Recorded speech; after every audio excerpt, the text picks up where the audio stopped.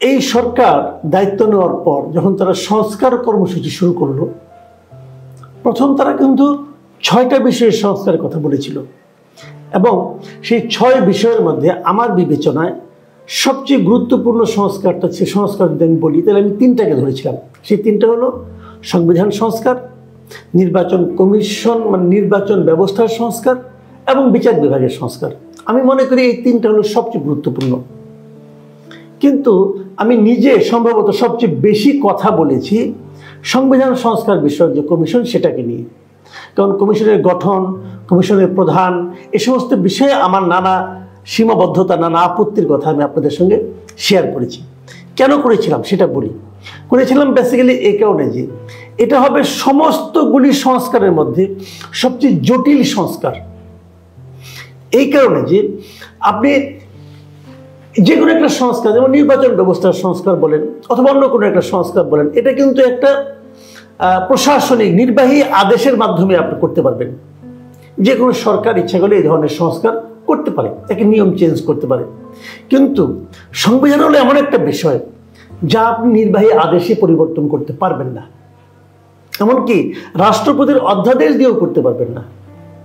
সংবিধানকে কোনো পরিবর্তন করতে, একটা দাড়ি কমা পরিবর্তন করতে হলে সেখানে আপনাকে জাতীয় সংসদে যেতে হবে। মানে সংবিধান হলো জনগণের একটা প্রপার্টি। জনগণের প্রপার্টিকে আপনি যদি চেঞ্জ করতে চান, পরিবর্তন করতে চান, তাহলে জনগণের অনুমতি লাগবে। জনগণকে, ধরেন আমি ক্ষমতায় আছি, আমি বললাম আমি জনগণ, আমি জনগণের মন বুঝি, অতএব এটাই হবে, সেটা কি হবে? হবে না।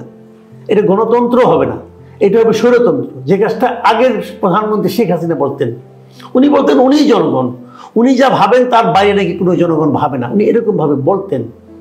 সেই ভাবনাগুলো গণতন্ত্রের সঙ্গে সাংঘর্ষিক, গণতন্ত্রের অনুকূলে নয়। তো এখন প্রশ্ন হচ্ছে, এই সরকার কিন্তু সংবিধান সংস্কারের জন্য একটা কমিশন গঠন করেছে। এই কমিশন কিছু প্রস্তাবনা দিবে, কিন্তু ওনারা কি এটা সংস্কার করবেন? ওনারা কি করার এখতিয়ার রাখেন? এই প্রশ্নটা শুরুতে আমি যেমন করেছিলাম, এখন আমি তেমনই করছি। কারণ দেখেন, এই প্রশ্নটা এখন অনেকেই করছে, কিন্তু শনিবার দিন এই একই প্রশ্ন করেছে দেশের বৃহত্তম রাজনৈতিক দল বিএনপির মহাসচিব মির্জা ফখরুল ইসলাম আলমগীর। শনিবার দিন উনি লন্ডনে ছিলেন, ইংল্যান্ডে। সেখানে উনি বাংলা মিডিয়া, বাংলার বিভিন্ন মিডিয়া সাংবাদিকদের সঙ্গে মত বিনিময়কালে এই কথা বলেন। যুক্তরাজ্য বিএনপির আয়োজনে এই সভাটা হয়েছিল এবং সেখানে বিভিন্ন সাংবাদিকের সঙ্গে কথা বলাকালে মির্জা ফখরুল ইসলাম আলমগীর যে কথাটা বলেন, সেটা হলো, ওনার কথাগুলো আমি আপনাদেরকে পড়ে শোনাই। এই কারণে পড়ে শোনাই যাতে নাকি কোনো রকম মানে দ্বিধা তৈরি না হয়। উনি বলেছেন যে সংবিধান পরিবর্তনে বিএনপির দ্বিমত নেই, সেটা সংবিধান পরিবর্তন বা নতুন করে লিখন যাই হোক না কেন। মানে একটা বিতর্ক ছিল, এটা কি সংবিধান সংস্কার হবে নাকি সংবিধান পুনর্লিখন করতে হবে। উনি বলছেন যে এটা যেটাই হোক ওনাদের কোনো আপত্তি নাই, পরিবর্তন করতে হবে। কিন্তু তারপরে উনি মোক্ষম যে প্রশ্নটা, যেটা আমি এতক্ষণ ধরে বললাম ভূমিকা হিসাবে, অথবা আমি আগেও যেটা বারবার বলেছি, সেই প্রশ্নটাই করেছেন। সেই প্রশ্নটা কি শুনুন ওনার মুখ থেকে। তিনি বলেছেন, কিন্তু প্রশ্ন হচ্ছে কে করবে, মানে এই পরিবর্তনটা কে করবে? এটি করার এখতিয়ার কার? সংবিধান পরিবর্তনের দায়িত্ব হচ্ছে জনগণের, আর জনগণের মালিকানার প্রতিফলন হয় সংসদে। কথা কিন্তু সিম্পল। এই যে উনি বলেছেন যে সংবিধান পরিবর্তন করার একমাত্র দায়িত্ব হচ্ছে জনগণের, জনগণ ঠিক করবে, এবং জনগণের প্রতিনিধি হিসেবেই তো এই সংসদ সদস্যরা নির্বাচিত হন এবং আসেন। এতদিন আমরা টের পাইনি। কেন টের পাইনি?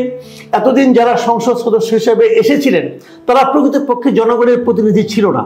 জনগণ তাদের ভোট দিয়ে বানায়নি, জনগণ তাদের ভোট দিয়ে সংসদে পাঠায়নি। তারা হাসিনার ইচ্ছায় এসেছেন, হাসিনার ইচ্ছায় বিদায় নিয়েছেন।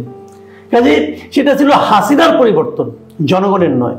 কিন্তু আমরা আশা করছি আমাদের আগামী নির্বাচনটা সঠিক, অবাধ এবং সুষ্ঠু হবে।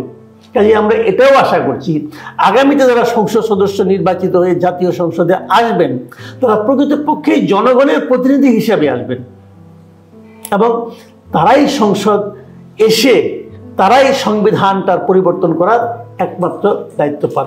দেখুন, সংবিধানের পরিবর্তনে আরেকটা ঘটনা বলি।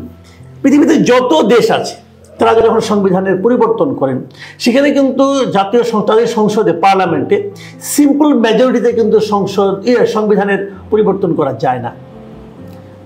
সিম্পল মেজরিটি তো হবে না, সেটাকে আপনাকে নিরঙ্কুশ সংখ্যাগরিষ্ঠতা দিয়ে মানে করতে হবে, পরিবর্তন করতে হবে। এখন এই নিরঙ্কুশ সংখ্যাগরিষ্ঠতার এক এক দেশে এক এক নিয়ম, সেটা মানে এত কঠিন করা হয়েছে যেন চাইলেই কোনো দল ক্ষমতায় এসে সংবিধানের পরিবর্তন না করতে পারে।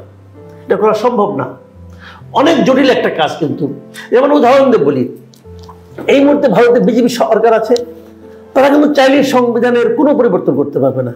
আগের বার কিন্তু ওদের নিরঙ্কুশ সংখ্যাগরিষ্ঠতা ছিল, যে কারণে তারা কিন্তু ওদের ওই যে 370 যে ধারাটা ছিল, যেটা দিয়ে তারা কাশ্মীরের যে বিশেষ একটা ওদের ছিল, পরিচিতি ছিল, বিশেষ রাজ্য হিসেবে তাদের যে একটা পরিচিতি ছিল তাদের, সেটা কিন্তু তারা বাতিল করে দিয়েছিল।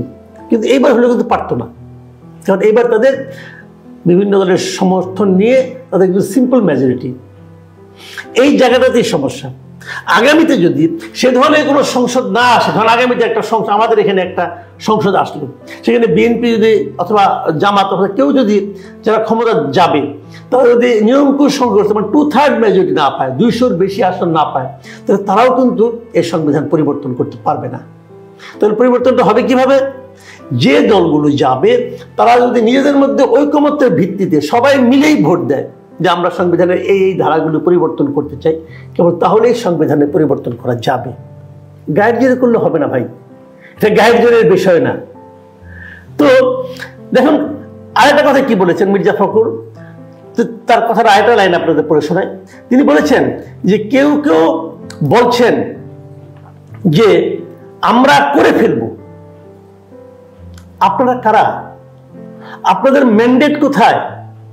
কেউ কেউ বলছেন জুলাই আগস্টের ম্যান্ডেট। এটা এভাবে বলা যায় না। স্পষ্ট কিন্তু যারা এখন বিভিন্ন সময় উত্তেজনার বশবর্তী হয়ে সংবিধান মানি না, এটা করি না, এটা নামিয়ে ফেলবো, এটা ঘটিয়ে ফেলবো, যারা বলছেন, এটা বয়সজনিত সমস্যা হতে পারে, কিন্তু আইনগতভাবে এর কোনো বৈধতা নেই। আপনি এটা করতে পারেন না। এবং যারা যারা করেছেন নিশ্চিত থাকেন আপনাদের কখনো না কখনো আইনি ঝামেলা করতে হবে।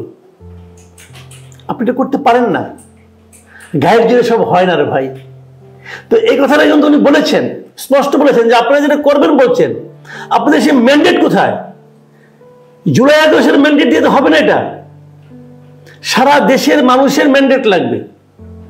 এত সহজ না রাজনীতি, রাষ্ট্রনীতি, এত সহজ না। এই জিনিসটা বুঝতে যারা দেরি করবেন তারা আসলেই সমস্যা পড়বে না বলে আমি মনে করি। এই যে কথাটা আমি বললাম, দেখেন এই সরকারের বলছেন আমরা জাতীয় ঐক্য করব, জাতীয় ঐক্য সবার সঙ্গে মিলেমিশে করব, বলছেন তো করছেন কি আসলে? আমি কয়েকটা উদাহরণ দিয়ে বলি কেন এই কথাগুলো মির্জা ফখরুলকে বলতে হচ্ছে, কেন এই অন্তর্বর্তীকালীন সরকার পুরো জাতিকে ঐক্যবদ্ধ করতে যে বারবার হোঁচট খাচ্ছে, তাদের দৃষ্টি কেন খুব স্বল্প দৃষ্টি হচ্ছে। একটা উদাহরণ দিয়ে বলি তাহলে বুঝবেন। এই আলোচনাটা আমার আগে করা উচিত ছিল, কিন্তু আমি করিনি, এখন এফাকে করে নিচ্ছি। দেখুন এই সরকার জাতীয় ঐক্যের স্বার্থে কার কার সঙ্গে এই পর্যন্ত বসেছেন? ছাত্রদের সঙ্গে বসেছেন, পলিটিক্যাল পার্টির সঙ্গে বসেছেন এবং ধর্মীয় নেতাদের সঙ্গে বসেছেন। ঠিক আছে, ছাত্রদের সঙ্গে বসেছেন যখন, ধরলাম আমি ছাত্রলীগ নাই, ধরলাম কি সত্যই ছাত্রলীগকে আপনারা নিষিদ্ধ করছেন, ছাত্রলীগ নাই। আপনারা যে ছাত্রদের মধ্যে কাদের কাদের নিয়ে বসেছেন? আপনারা কেবল বসেছেন বৈষম্যবিরোধী ছাত্র আন্দোলনের লিডারদের নিয়ে। তারাই কি আমাদের ছাত্রদের প্রতিনিধিত্ব করে? কোথায় ছাত্রদল?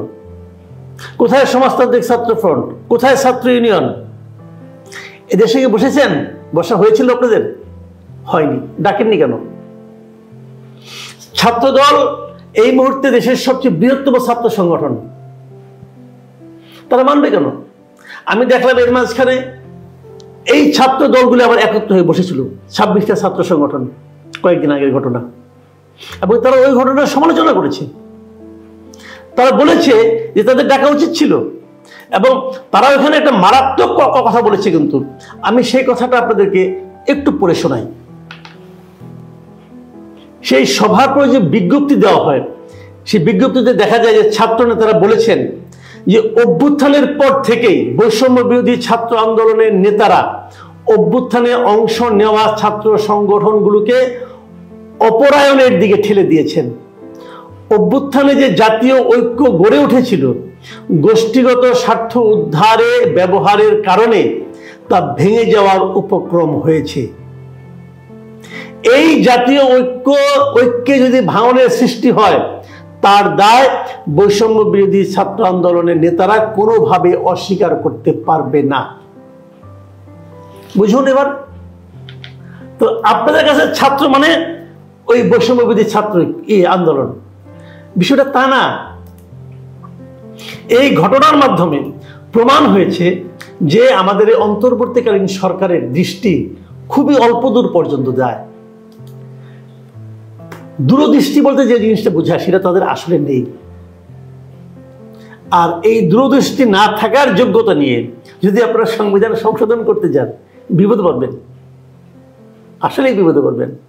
আমি আশা করি সামনের দিনগুলোতে আপনারা সচেতনভাবে ধীর স্থিরভাবে আগে পাছে চিন্তা করে সিদ্ধান্ত নেবেন এবং সে অনুযায়ী কথা বলবেন।